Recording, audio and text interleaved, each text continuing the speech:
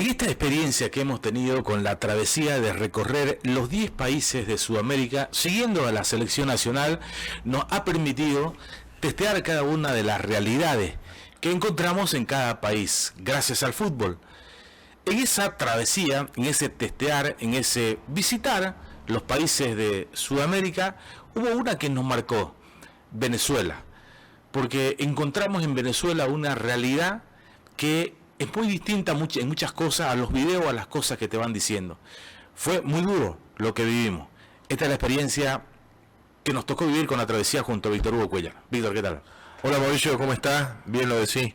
Hemos transitado los 10 países de Sudamérica. El deporte ha sido la excusa. Nuestra selección boliviana ha sido la bandera que hemos querido llevar nosotros en alto. Y bueno, en este afán de hacer un periodismo diferente, hemos recorrido estos países y como bien lo decís, Venezuela nos marcó. Cuando llegamos a Maturín, en el trayecto en realidad, ya uno va viendo pozos petroleros Impresionante. que se encienden como encendedor. Disculpen mi ignorancia, si hablo algo ignorante, pero lo quiero decir.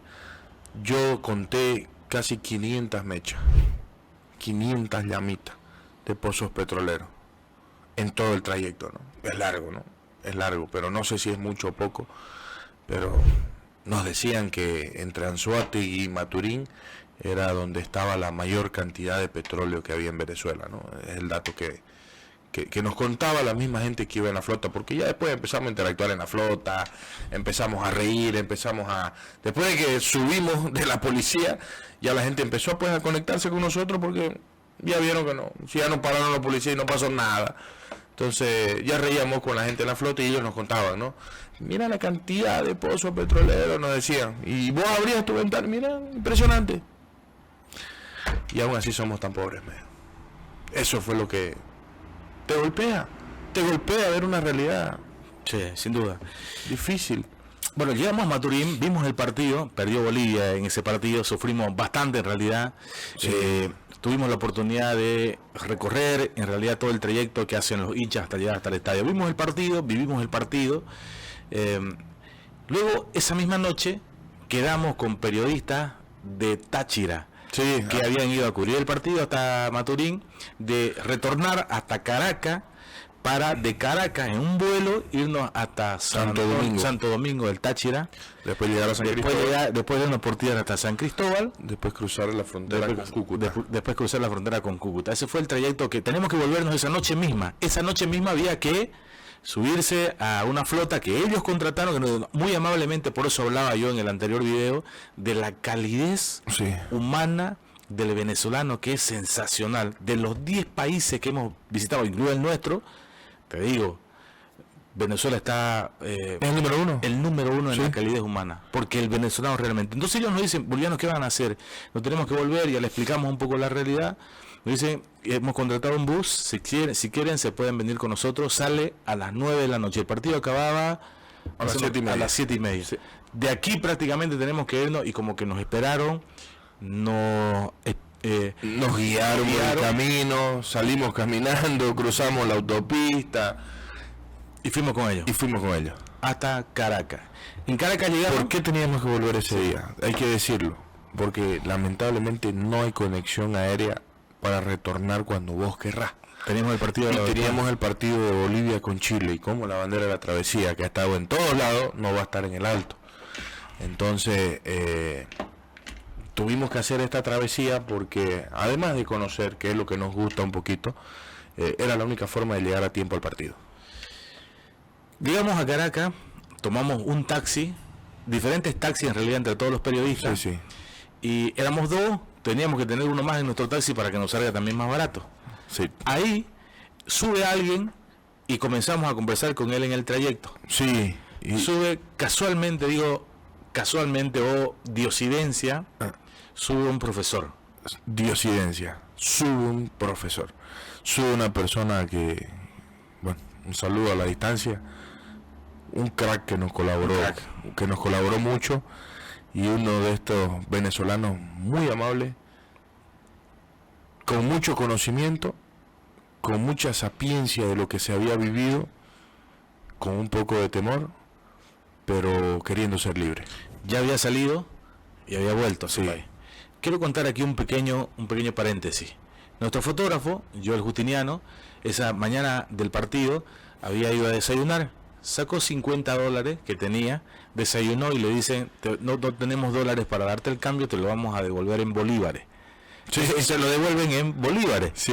¿Me entendés? Comió un pan y no sé, una mortadela con café y los $50 tuvo que cambiar en bolívares porque no tenía cambio quien se lo dio. Entonces me dice,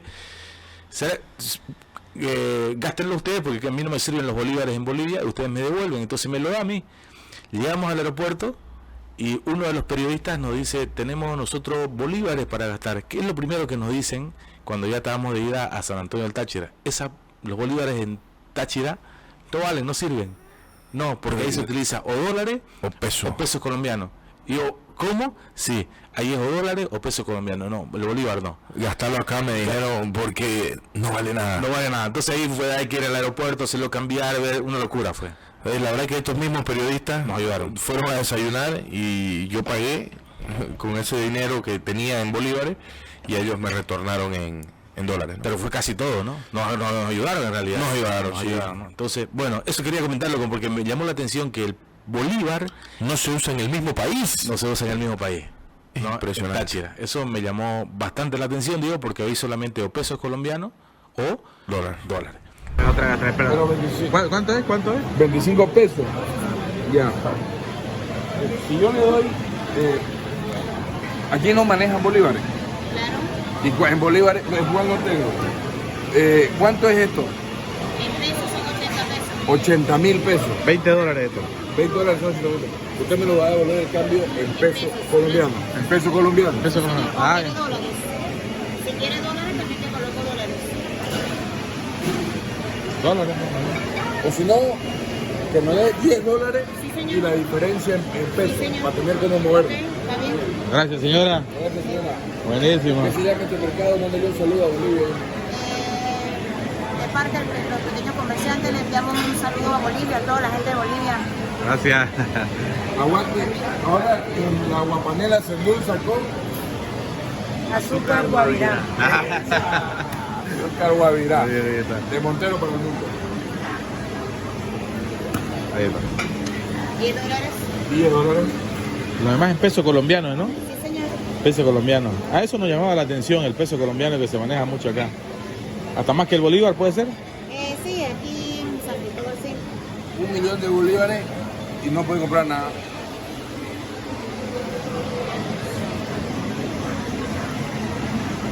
Llegamos hasta Santo Domingo del Táchira. ¿Qué pasó ahí? Agarramos un bus, todos los periodistas.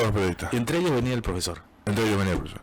Que no sabíamos que Dios nos lo tenía planeado así, que este señor iba a ser nuestro guía, que además de ser profesor, él era relator de radio, ¿no? Apasionado por el relato de fútbol. Entonces, esto era lo que nos decía. Donde el gobierno, la policía no se puede meter en ciudades. De un barrio Hay que privado. pagar peaje, hay de mucha delincuencia, hay droga.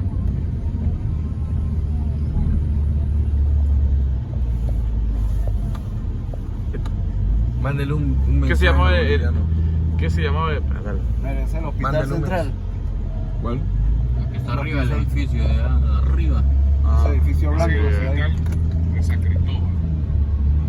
Fue Y de ahí el mercado, construido bajo el mandato presidencial. Marcos Pérez Jiménez fue uno de los dictadores del país. Se caracterizó, aparte de ser dictador, por hacer grandes obras de infraestructura.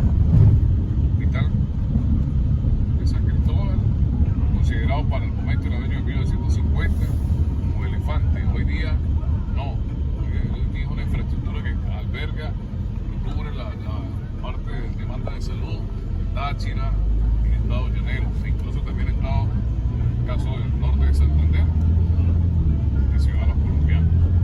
Profe, en base a lo que hemos venido charlando, quiero que usted le mande un mensaje al boliviano. El mensaje que uno le puede decir es que los gobiernos de izquierda, los llamados socialistas, lamentablemente buscan es no beneficiar o venden en sus discursos es que gobiernan o son para traer beneficios al pueblo, y no es así. Tan sencillo que buscan es enriquecerse, lucrarse, y buscan atacar al que tiene más dinero. Y recordemos que el que tiene más dinero, o el capitalista, lamentablemente es el que pone el músculo económico, sus empresas, y el que ofrece campos de trabajo para que el pueblo trabaje y tenga su dinero. Y el socialismo lo que hace es atacar al empresario, expropiándolo, quitándole su capacidad de producción, y lo comienza a hostigarlo, a azotarlo, a acorralarlo, y él termina, o bien el gobierno le expropia sus bienes, o sencillamente él vende todo y se marcha, que es lo que nosotros nos ocurrió, ¿sí? Y al no haber empresas que generen productos de consumo de primera necesidad en el país, al irse ellos, pues comienza a generarse el problema de escasez que nosotros en Venezuela lo vivimos, ¿sí? Después de tener todo, de ser un país rico en Latinoamérica, donde todo el mundo quería venir aquí, sencillamente hoy día, afortunadamente, la situación económica y social ha cambiado, porque aquí nosotros, de ser un país petrolero, de tener mucho gas, mucha gasolina, llegó un momento que toda la refinería y los 3 millones de barriles que producíamos diariamente, esa refinería fue colapsada, fue prácticamente destruida. Las personas que trabajaban allí, el gobierno los botó, los despidió, los ingenieros y toda esa gente se fueron, y comenzó a decaer el aparato productivo petrolero. Y la gasolina sencillamente dejó de producirse, de refinarse eso, y trajo como problema que no había combustible, no había gasolina, no había gasoil, y nosotros también vivimos semanas, filas, mañana, tarde, noche, para poder abastecer cargas de combustible de 20, 30 litros. Eso nosotros lo vivimos. Lo de la escasez de los alimentos, nosotros también pasamos por el control de con qué tipo de familia. ¿Y qué se refiere eso? Al que una familia solamente tenía a comprar 1 kilo de arroz, 1 litro de aceite, 1 kilo de azúcar, una pasta de dientes, y eso tenía que ahorrarlo, o bien sea para una semana o para 15 días. Después de tener la capacidad de comprar usted todo lo que quisiera, un fargo de arroz, un bulto de arroz, un bulto de aceite, se fue condicionando.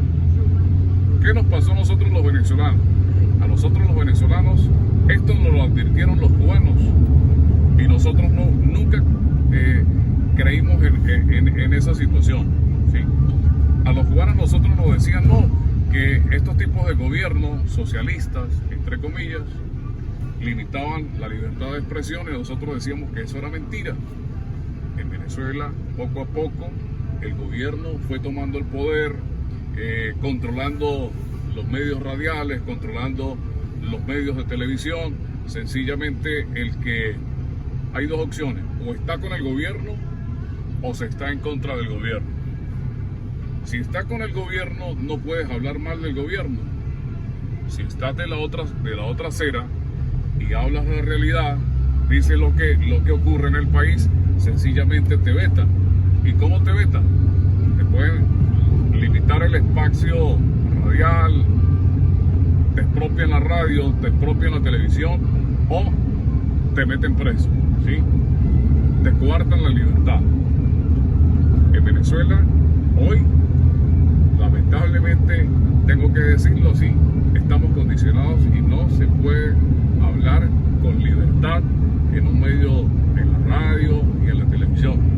Ustedes se dieron cuenta en el aeropuerto que no se puede sencillamente hablar por hablar mal del gobierno.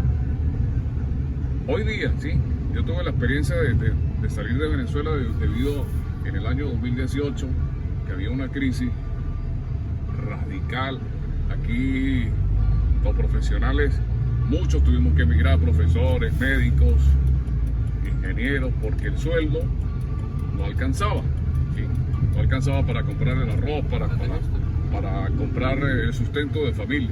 Entonces nos vimos obligados a salir de nuestro país, así como lo hice yo, lo hicieron alrededor de 9 millones de venezolanos que salieron, que fueron formados en las universidades nuestras, repito, médicos, ingenieros, maestros, que hoy día están trabajando en Estados Unidos, en Europa, y regados por Latinoamérica y regados por el mundo. Dentro del relato del profe mientras bajábamos a Santo Domingo del Táchira, claro, llegamos a Santo Domingo del Táchira y bajamos hacia San Cristóbal. Me acuerdo, jugaba el Deportivo Táchira y él iba a ir a relatar. Él tenía que llegar a relatar. Entonces me acuerdo que él nos dice, el bus los deja para que almuercen en un mercado. Teníamos hambre, me acuerdo ese día. Y habíamos cambiado los últimos $20, creo que nos sobraban, en pesos colombianos. Yo los voy a recoger, voy a ir a mi casa a bañarme y los voy a recoger en mi auto, porque él venía en el micro que veníamos del estadio. Ya vengo en mi auto y los voy a llevar donde para que se bañen. Para que ustedes se bañen. Entonces, almuercen y en 1 hora nos vemos aquí mismo. ¿Cómo que? Se fue el profe, nosotros entramos, almorzamos. Un almuerzo rico, la verdad. Aguapanela, me acuerdo, aguapanela, pues era. ¿Tenés? No Papelón con limón, aguapanela con limón, algo así. Entonces, y a la hora vino y nos recogió y de ahí empezó ya lo interesante que de verdad marca. Yo tengo 34 años y te digo que él me diga, ¿saben qué, jóvenes? Los cubanos nos advirtieron que el socialismo solo iba a traer lo que ustedes están viendo. Entonces, y yo ver un espejo de mi país es lo que me alertó y ahí es donde coincidimos en que debemos por lo menos mostrar esta experiencia para que puedas tener una mejor conciencia al momento de emitir tu voto. Vamos en el trayecto y hay una pregunta que se la haces vos incluso, porque yo lo tenía. Vos le preguntás, ¿qué le diría usted a los bolivianos? Entonces ahí él te dice, yo le diría a los bolivianos que esto nos los advirtieron los cubanos. Sí. ¿No? Entonces me toca advertirles a los bolivianos. Escuchémoslo a ver. El mensaje, lo digo y siempre lo digo en mi país, lo dije en Chile, los pueblos lamentablemente no aprendemos de la experiencia de las otras naciones. El socialismo no es bueno.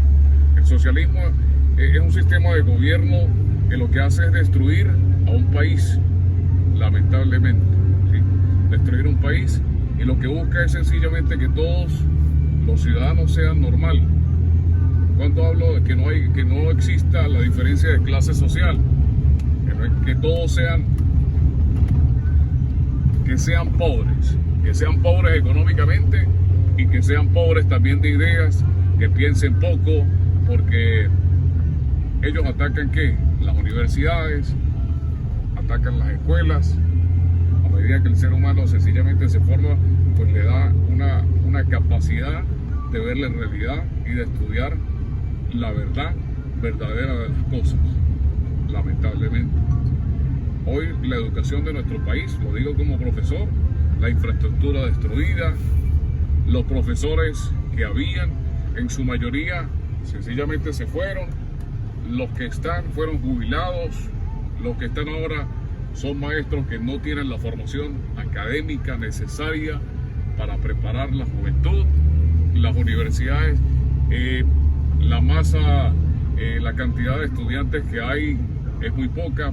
Voy a citar el caso de la Universidad del Táchira, por ejemplo, la UNED, una universidad que su capacidad eran 8.000, 9.000 a 10.000 estudiantes. Hoy día, si escasamente llega a 1.500 estudiantes, es mucho. Y así hablo a nivel de liceos. La educación es de lunes a viernes. Los profesores hoy lo que ganan es muy poquito. Su sueldo está entre 500, 600 bolívares. Y para referencia, $1 son 100 bolívares. Es decir que un maestro tiene que trabajar durante un mes para ganarse $6 mensuales. Hablo solamente del sueldo del profesor. Así ocurre con los médicos, así ocurre con los ingenieros, que lo que ganan no les alcanza para poder comer y cubrir sus necesidades. Ese momento fue un momento impactante, Sí. ¿no? Porque nos sigue relatando además que él, profesor, ganaba antes de la subida del socialismo $8.000. Su sueldo mensual, $8.000. A mí la verdad que me voló la cabeza. ¿Y cuánto gana hoy? Llegamos a ganar entre $4. Un maestro, ¿no? Un profesor, entonces no daba la situación, me tuve que ir a Chile. Sí. Él salió a Chile. ¿Te acordás que los taxistas habían salido a Perú? Sí, Entonces él sale a Chile sí, y después retorna, ¿no? Cuando ya él ha hecho sus pesos para comprarse una movilidad, porque se ayudan con el taxi porque te pagan en dólares. sí. Porque si solamente vivís de los $4 y de la No, nadie vive. y de la renta de guerra o de la Bono de guerra, bono de guerra difícil. difícil. Nadie Y vive. además, no, ¿sabes qué otra palabra me llamó la atención? Los enchufados. Ah, bueno. ¿Te acuerdas? Que eran los Sí. enchufados, eran los que eran como del gobierno, digamos, ¿no? Es decir, los enchufados eran los del gobierno. Los nexos que te llevaban al gobierno. De las dos cosas que me llamó la atención. Impactante. Y es normal, ¿no? Porque te acordás que estábamos ya en Maturín, nos hicimos amigos en un boliche donde fuimos a compartir una noche en Maturín, y él nos decía, no, eso aquí vienen todos los enchufados. O sea, aquí no me van a extorsionar, aquí nadie va a decir nada, porque aquí están todos los enchufados. Ya estábamos completos todos. Ya estamos completos. Ya estaba Julio, ya Sí. estaba Joel también. Incluso ya estaba Pedrito, ¿no? Da, Pedrito. Llegamos ahí, y ahí es donde llega un grupo de venezolanos y nos comienza a increpar ya antes de irnos, porque quisimos pedir Uber cerca de la 1:30 de la mañana más o Sí. menos. No hay Uber. No hay- no hay tuvo que llevar el dueño del boliche. No dice, no hay. Sí. No se puede. A esta hora, por más que pidan. Entonces vienen estos chicos y nos comienzan a increpar. Y nosotros les decimos, es que ustedes son peruanos. Yo digo, no, somos bolivianos. Ah, cambió. Es que a los venezolanos muchos lo arrinconan en Perú. Los tratan mal, por eso nosotros no los queremos. Así nos lo ¿te acordás, no? Lo que Nos dijeron. ¿No? Ya. Entonces ellos mismos, te recordás que junto al dueño del boliche nos terminan llevando a nuestro hotel. Se hicieron nuestros amigos. Amiguísimos. Nuestro cumpa. Nos invitó a su cumpleaños. Me acuerdo. Al otro día era su cumpleaños que ya nosotros teníamos que retornar en esta travesía y no pudimos ir. Así que agradecidos con ellos, la verdad. Y ahí es donde ellos nos decían, son enchufados. Los enchufados. Del relato del profesor, ¿qué más te llamó la atención?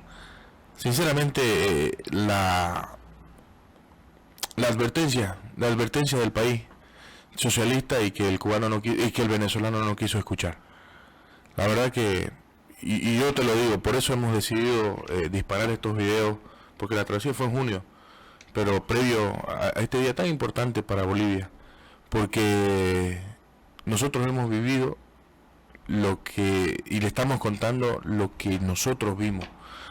Y no quisiera yo que Bolivia siga con colas de gasolina, no quisiera que Bolivia siga el dólar inflándose, no quisiera ver los mercados vacíos, no quisiera entrar a un shopping para no dar un nombre, y de 300 tiendas ver 258 en alquiler. Este es un supermercado, ¿eh? Vamos a entrar. Buenas tardes. Buenas tardes.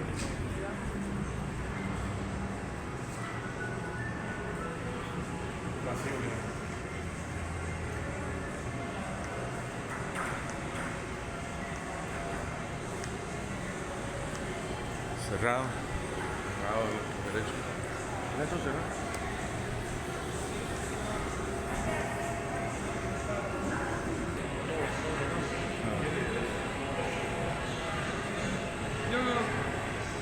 Cerrado.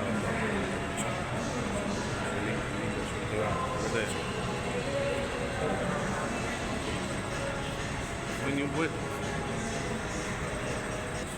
Que vean cómo transitar en el súper. ¿Esto qué es un supermercado?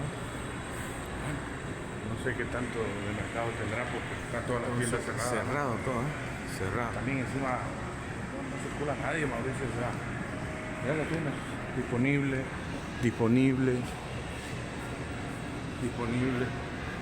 a la izquierda.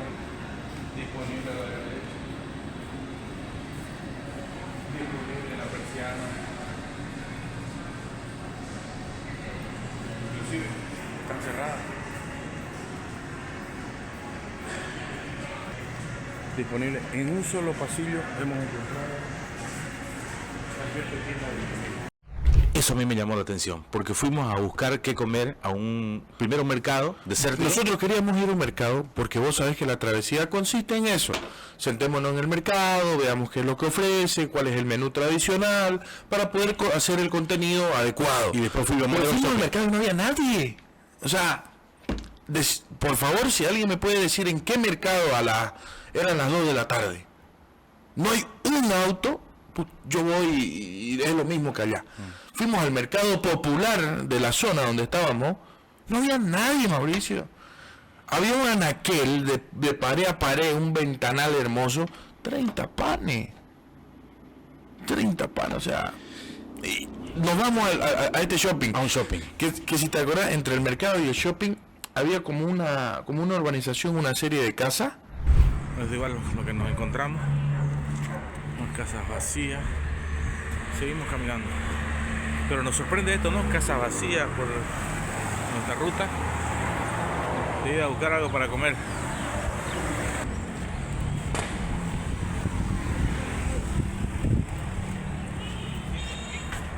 Rico, Mauricio.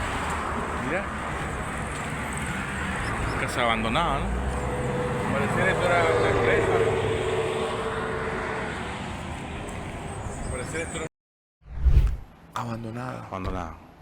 Abandonada. Entonces, a lo que entramos al shopping, nosotros, wow, un shopping, bien, pues, ¿no? Porque queríamos comer, me acuerdo. Se alquila. De 300 puestos, supongamos, que más o menos lo vimos, que aquí está el mira. Se alquila. Todo estaba en alquiler. Entonces, triste. La verdad que es complicado y esperemos que tomemos una buena decisión para que nuestro país salga adelante. Un detallecito que no quiero dejar pasar. Nos subimos a un micro. Sí. Queríamos vivir la experiencia del micro. Sí. Para contarle a la gente cómo es los micros. Estos micros que ahora en Santa Cruz, voy a decir, se recrimina de bastante dureza por las condiciones que Pero, entregan. ¿sabe qué, boliviano, cruceño? Alégrese. Mire esto. Bueno, llegamos, estamos pagando el micro en estos momentos. Está Waldo. ¿Cuánto es? $1. $1. Ya, $1 4, ¿no? $1 4. Ya, 4. Gracias, cuate. Gracias, maestro. Somos los únicos pasajeros. ¿Sabes? Gracias, Lucaso. Gracias. Vamos a ver. ¿Dónde vamos? ¿Dónde nos vamos? Al mercado, ¿no? ¿A dónde? Allá está. Al mercado. Ese es el mercado, ese allá. Tiene usted un micro de lujo a comparación de lo que viaja el venezolano. Alégrense. De que hay que reordenar el transporte, totalmente, ¿no? Eso es otra cosa. Pero nuestra flota de vehículos está, pero de lejos, por encima de Venezuela. De lejos. Yo pienso que ver